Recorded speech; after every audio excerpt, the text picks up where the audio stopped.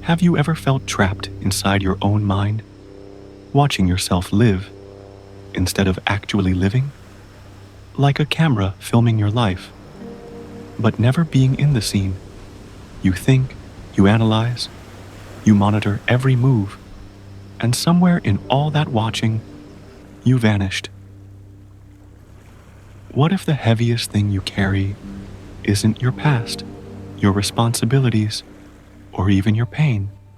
What if it's simply the idea of you, the story you keep telling about who you are, the self you're constantly trying to fix, improve, or defend? What if freedom doesn't come from finding yourself, but from forgetting yourself?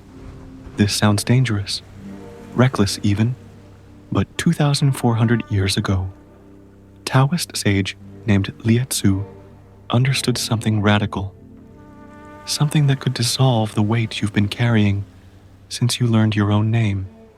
He said, "Forget the body, and you can travel anywhere without knowing where you're going.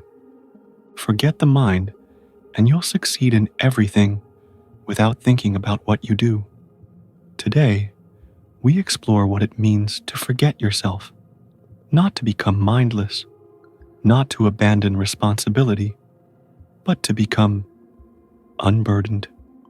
We simply invite ourselves to rest in a place where the watcher dissolves and witness what remains when you are no longer in the way. This contemplation offers a quiet space to understand how to let go of the heaviest thing you carry, the idea that you are separate. By the end of this reflection, what you've been searching for might no longer feel separate from you.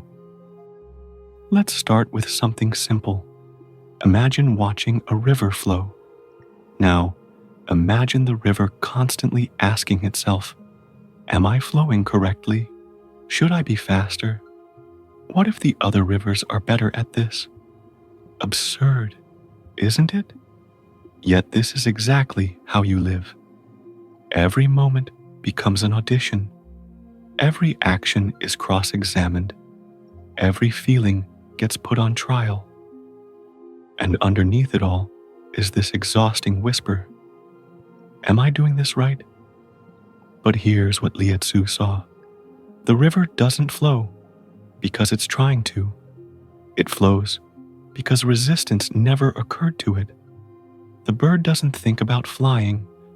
The heart doesn't rehearse beating. And somewhere, long ago, before you learned your name, you didn't think about being alive. You just were. But then something happened.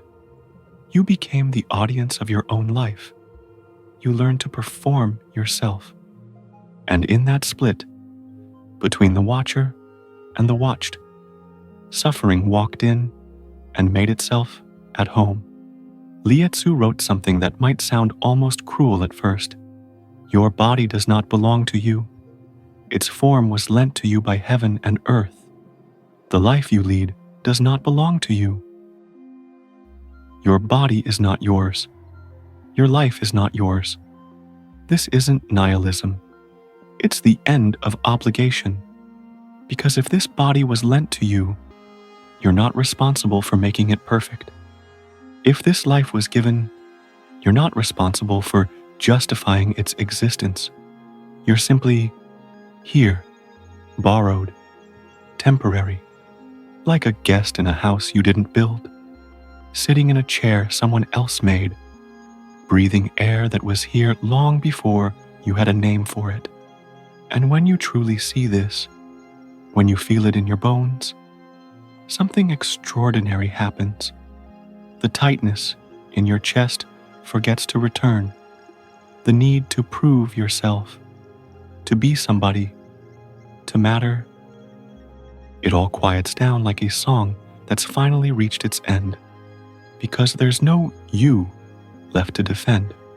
Lie-Tzu tells a story, and it's one of the strangest and most devastatingly beautiful teachings in all of Taoism. A drunk man falls from a moving carriage. He tumbles. He crashes. But when he stands up, he's unharmed. Not a scratch. Why? His bones are the same as others. But he meets his accident differently. His spirit is in a condition of safety. The drunk man didn't brace himself. He didn't tense up. He didn't think, "Oh God, I'm falling. This is going to hurt. Why is this happening to me?" He just fell. And because he didn't resist the fall didn't break him. Now, Lie-Tzu isn't telling you to get drunk. He's pointing to something deeper than any bottle could ever reach. The man was safe because he forgot to be someone who could be hurt. He forgot to protect me. He forgot the story. He forgot that falling was supposed to be a tragedy. And in that forgetting, he was free. Think about your own life for a moment. When was the last time you were so absorbed in something that you forgot you existed? Maybe you were watching a sunset, and for a brief moment, there was no you watching, and no sunset being watched. Just color dissolving into color.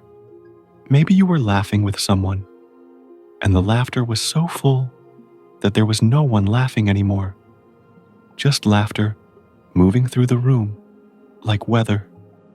Maybe you were walking, and suddenly there was no walker, no destination, no timeline, just legs moving, wind touching skin, the world happening without permission.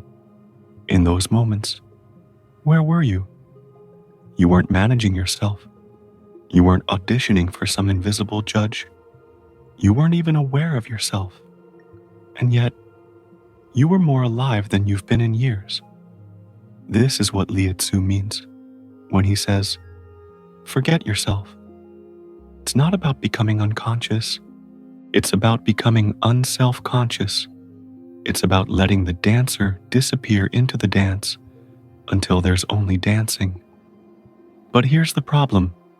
Most of us white-knuckle through life, gripping the steering wheel even when the car is parked.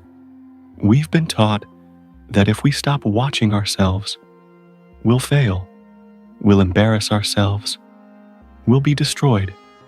So we stay vigilant, we stay defended, we stay fractured.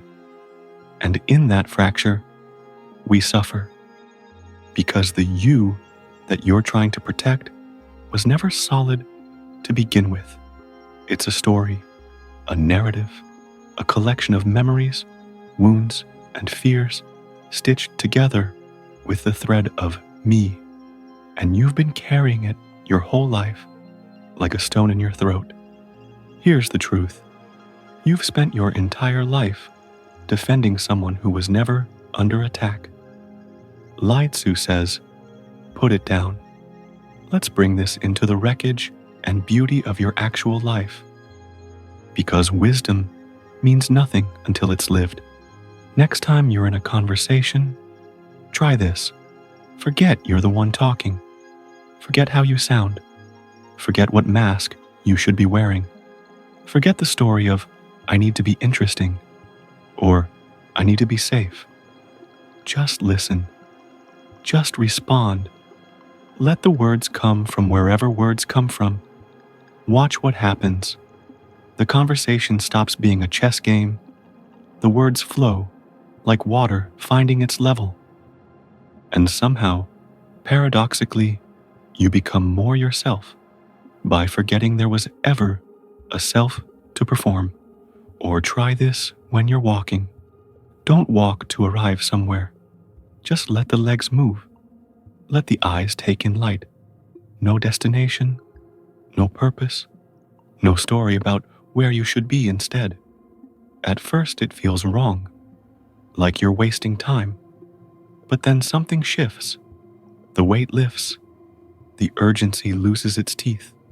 And you realize you've been carrying yourself this whole time like a parent carries a sleeping child.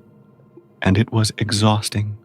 Here's the radical truth that Lie-Tzu understood. Most of what you call suffering isn't the pain itself. It's the ghost of you that the pain is happening to. It's not the event, it's the narrator. When you stub your toe, there's pain. That's real. But then the mind says, why does this always happen to me? I'm cursed. This day is ruined.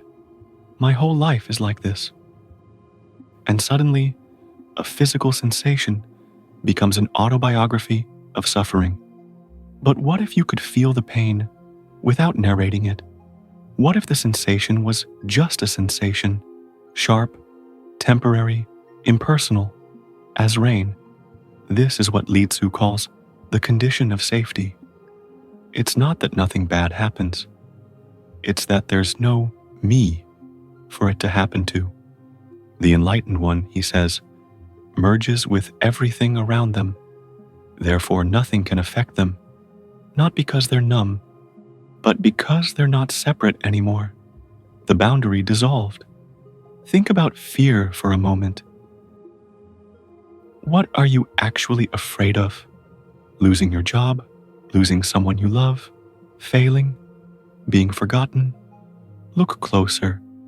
What you're really afraid of is what it means about you. If I fail, I'm a failure. If they leave, I'm unlovable. If I'm forgotten, I never mattered. But what if there's no you to be a failure? What if rejection happens, but there's no one to be rejected? What if you're forgotten, but there was never anyone to remember in the first place? Suddenly, the fear becomes weather. It moves through, but it doesn't stick.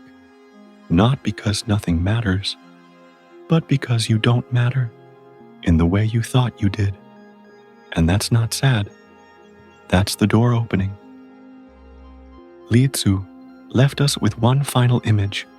The enlightened one hides in the domain that contains no beginning and no end, and wanders slowly where the myriad of things arise and vanish. This is the life of someone who has forgotten themselves. They don't cling to what was. They don't grasp at what could be. They don't even hold on to what is. They simply move with it like a leaf on a river, not trying to control the current, not resisting the rocks, just floating, just being, just here.